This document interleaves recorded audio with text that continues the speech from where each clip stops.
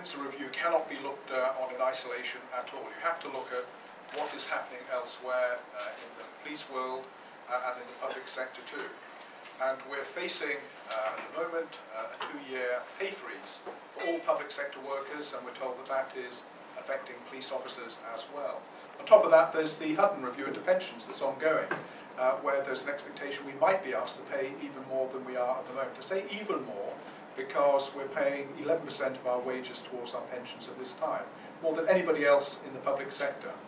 So when you put those two facts together, together with the general economic climate of rising inflation, the difficulty people have to budget within their own households, it's not a very attractive picture for those working in the public sector. However, the government has chosen to treat police officers in a different way to the rest who are in the public sector. And this is represented by the Winsor Report that has been released today. We have nothing against Tom Winsor whatsoever. He's been asked to produce this report for government, for them to look at and to consider his recommendations. But we have to take it into consideration with everything else that's ongoing at this moment in time. And what we're seeing is a chain of events that are coming together with the public sector pay freeze, the Hutton Report and the Winsor Report, which is bringing together what is pretty much a perfect storm for police officers and the communities that we serve out there.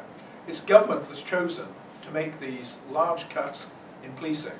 It's government that have chosen to give policing a very low priority amongst all those others within the public domain. They chose to cut defence by 7%. That's a third of the cuts that we're facing in policing. They chose to cut education by a similar amount and science by 8%. They chose to ring-fence the NHS, and they chose to actually increase the budget of overseas development and justified it by £4 billion, whereas policing has been cut by 20%. And that's why we're now facing in the police service this concatenation of events which is making it an extremely unattractive profession for police officers to serve within. And there's a lot of anger out there. There's a lot of disillusionment and a lot of sagging morale because of what's happening. Police officers don't understand why it is that they're being singled out. Why are they having to give even more than the rest in the public sector? We're not asking to be treated differently, we're asking to be treated the same and to be treated fairly. And that isn't the case here. This is unfair to impose a pay review on police officers at the same time as everything else that's going on in the public sector. So that's pretty much where we are. We've also been told by the Governor of the Bank of England, Mervyn King, it's not the public sector workers who are to blame for the crisis we're in. We fully understand the government have to deal with this large black hole in the public sector finances that they have before them. But we're being asked, and police officers being asked, to take an unfair share of that burden. And it's not just going to affect police officers. It's not going to just affect police officers who are going to look at the service and think, is this something I want to be a part of? As we last did back in the 1970s, when there was a real scaling down of the service, there was a real lack of morale, there was really poor feeling about wanting to be a police officer. And the government hasn't done very much to actually engender morale in the service over the last week or so either, with some of the stories that have come out, which have been very selective, very pointed, and denigrating the police service. It doesn't help to follow that line of debate in the public domain.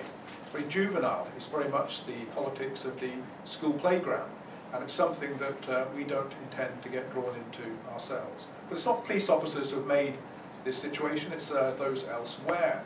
As was said by the Governor of the Bank of England, Mervyn King, we're not to blame for where we are. But we are feeling very upset and very let down by a government that we thought would recognise the special contribution that police officers make. We're not asking for any more, but we're asking for fairness, and that's what we were promised. And this cannot be fair, asking police officers to take more than the rest of the public sector. What does that actually mean in real terms? Well, inflation at the moment is at about 5%. So if there's a 2-year public sector pay freeze, that's a 10% cut straight off. We're also perhaps going to be asked to pay more in contributions towards our pensions. National insurance is rising. Other factors come into play as well, with increased fuel duties, fuel prices, fuel duty, and the like. What's it going to mean for officers is very clear to us. Some are going to be experiencing 15, 20, 25% cuts in their real spending power. That's cataclysmic for officers, and it's very, very difficult for the communities that they're meant to be serving, because those officers are going to be concentrating on the troubles they have at home, not on the communities that they're meant to serve. So that cannot be right, and it's something that's been disregarded by the politicians who have been making these decisions. So we're asking for fairness from government. We're asking, why are you doing this at this particular time? And when they look at the recommendations within Windsor, to ensure that they don't compound what is already a very demoralised police service.